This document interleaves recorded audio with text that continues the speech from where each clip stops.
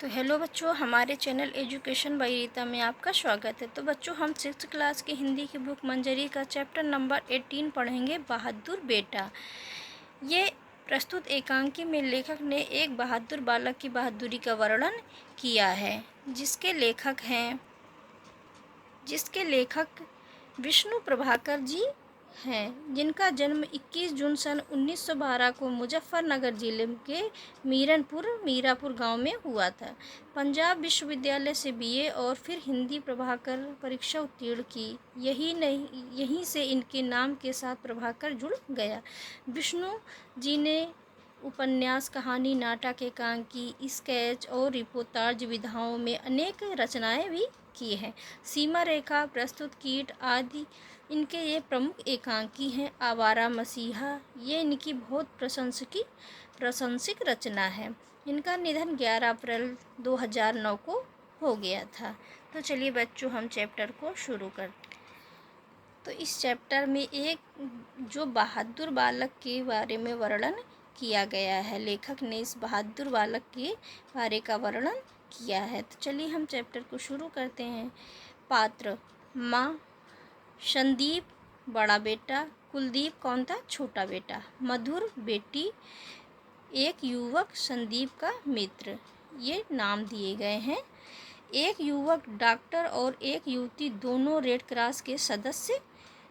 मंच पर एक साधारण से घर का एक कमरा। मधुर बैठी पढ़ रही है, बीच बीच में घड़ी की ओर देख लेती है। उसी समय माँ अंदर से आती है। क्या बज गया मधुर? अरे 4 बजने वाले हैं और उन दोनों में से कोई भी नहीं आया। कौन बोली? माँ बोली। यही तो मैं भी देख रही हूँ। बड़े भैया तो 12 बजे तक आ जाते थे और 2 बजे तक कुलदीप भी आ जाता था। आज दोनों ना जाने कहाँ चले गए। ये कौन कह रहा है? ये बहन कह रही है। इसी समय कुलदीप तेजी से भागता हुआ आता है। माँ, तुमने सुना? बड़े जोर का तूफान आया है। नदियों में बाढ़ आ गई है। स्कूल में मास्टर जी कह रहे थे गांव के गांव बह गए।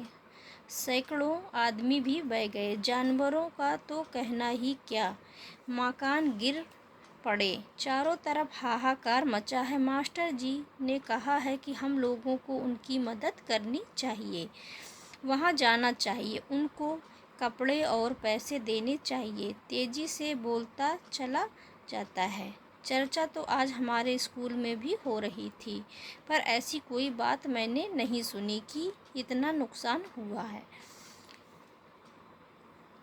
मधुर को बोल रही है, चर्चा तो आज हमारे स्कूल में भी हो रही थी। उसकी बहन कुलदीप फिर बोलता है, तुमको कुछ पता भी है? इतने जोरों का तूफान आया कि नदी का सारा पानी गांव में भर गया। इसलिए यह हुक्म हुआ है कि जो कोई कुछ भी कर सके करे। जो युवक हैं और स्वस्थ हैं वे वहां जाकर लोगों को बचाने का काम करें। जो धनी हैं वे धन दें, जिनके पास अनाज है वे अनाज दें, कपड़े हैं कपड़े दें।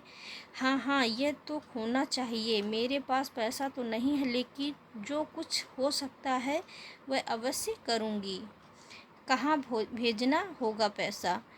कुलदीप बोलता है।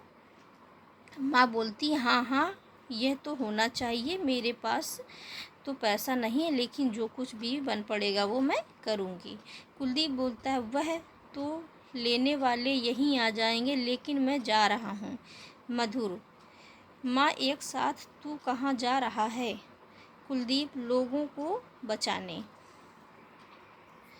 माँ हंसकर, तेरे विचार बहुत अच्छे हैं, लेकिन तू इतना छोटा है कि उनको क्या बचाएगा? खुद वो लोग तुझे ही बचाने की परेशानी में पड़ जाएंगे। पहले तो तू रोटी खा ले। और हाँ, संदीप अभी क्यों नहीं आया? कहीं वह भी?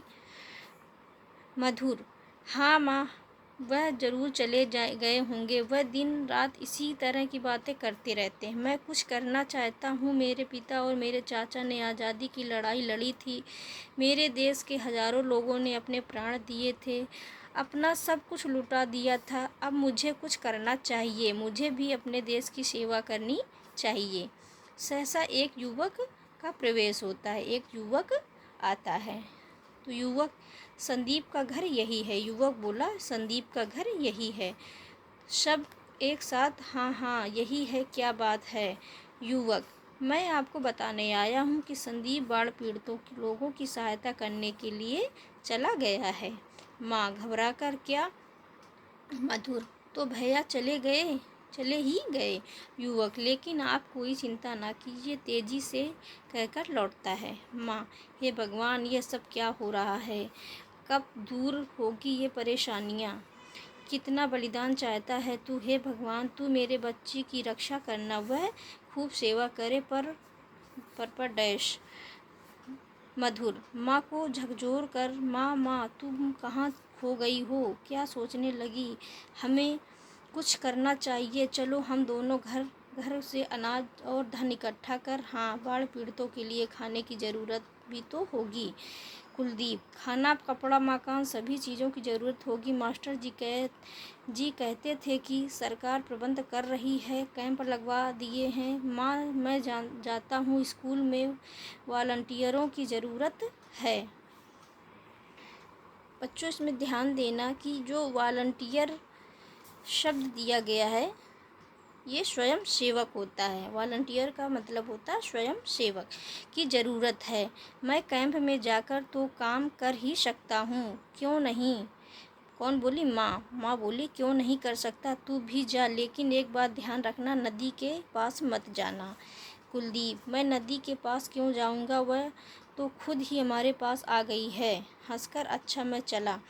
तेजी से चला जाता है, बाहर शोर हो उठता है। माँ खिड़की से झांकती है। मधुर, देखो देखो माँ, कितने लोग उधर ही आ रहे हैं, और वह देखो ट्रक भी आ रहे हैं। ऐसा लगता है कि ये बाढ़ पीड़ित गांव से लोगों को निकाल कर ला रहे हैं। क्यों माँ, एक परिवार को तो हम भी अपने घर में रख सकते हैं। माँ, क्या अच्छा हो यदि सभी ऐसा कर सके, तो फिर बहुत सारी समस्याएं यूं ही माँ ख़त्म हो जाएं। पता नहीं सरकार क्या करेगी, लेकिन मुझे खुशी है कि मेरे दोनों बेटे सेवा कार्य में लग गए हैं। भगवान उनकी रक्षा करे। मधु, जो दूसरों की रक्षा करते हैं, भगवान उनकी रक्षा करते हैं। तो बच्चों, चैप्टर काफ़ी लंबा है, इसको 2 पार्ट में बनाएंगे। तो बच्चों, नेक्स्ट पार्ट हम कल बनाएंगे। Thank you.